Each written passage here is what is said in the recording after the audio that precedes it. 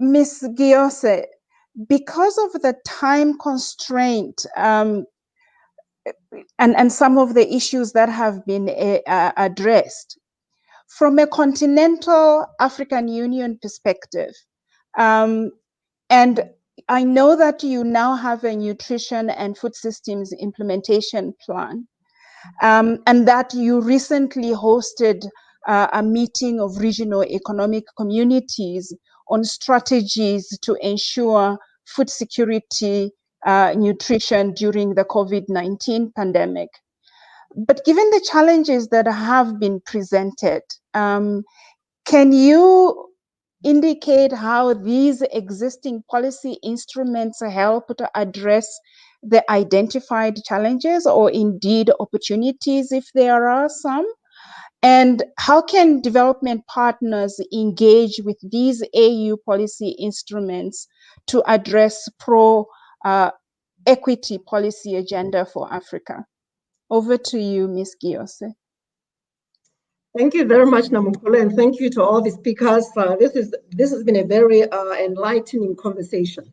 Let me just start by saying that, you see, most of the things that we have had today, in my view, they are not so new, but it is about what angle and emphasis we want to put on them. Indeed, the African Union Development Agency and AUC itself and the regional economic communities, they have policies and other instruments, but let's not forget that policies and instruments and guidelines in and of themselves can never be enough. So these instruments need to be interpreted, translated accordingly, and then contextualized so that the solutions are co-created with the vulnerable groups and those that are really at the helm and at the west end of malnutrition and other ills. And the next thing, in terms of socializing these policies, we need to really educate people on the content, on the interpretation, and the utilization and application. And notwithstanding that, we also need to look at what are the capacities that are existing in the locales. What are the skills mix? And I like the point Jemima made about nutrition being all over the map and nutrition needing to be linked to other key sectors. And yes, that could be done, but then if you don't have the right champions, if you don't have the advocates and the right policymakers to make a case for investments for nutrition across all the sectors, be it agriculture, health, social protection, education, you name it, you will always end up with the short end of the stick. And now with COVID, I think there's actually a need to revisit the existing policies from the point of what are some of the fault lines that have been identified and what are some of the things that have been exposed in terms of lack of equity. Since we are talking about pro-equity, we need to look at the fact that most of those that are affected by COVID, they happen to be the poor because they're already living in conditions of squalor. But then when we look at, okay, how do we now work in partnership? How do we ensure that the strategies that we have, the instruments that we have, are actually appreciated, taken up, and worked with in tandem by our partners so that we know there's so many players on the ground, but how do you bring everybody to the same table to discuss a common objective and have a common agenda and have some common solutions to address the problem?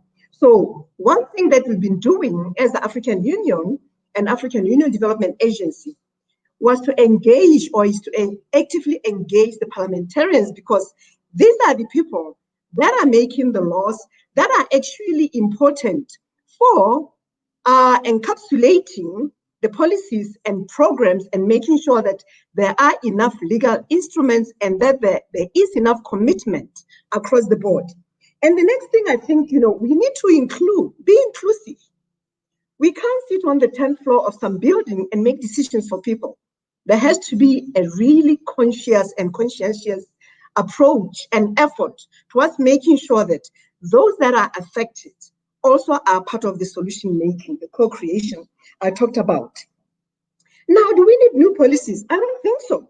I think we just have to work, looking at the currency and the relevance of the policies, the programs, so that they actively and effectively address what is important. The point Philip made about the cost of diet, the question for me is, so what? Now what?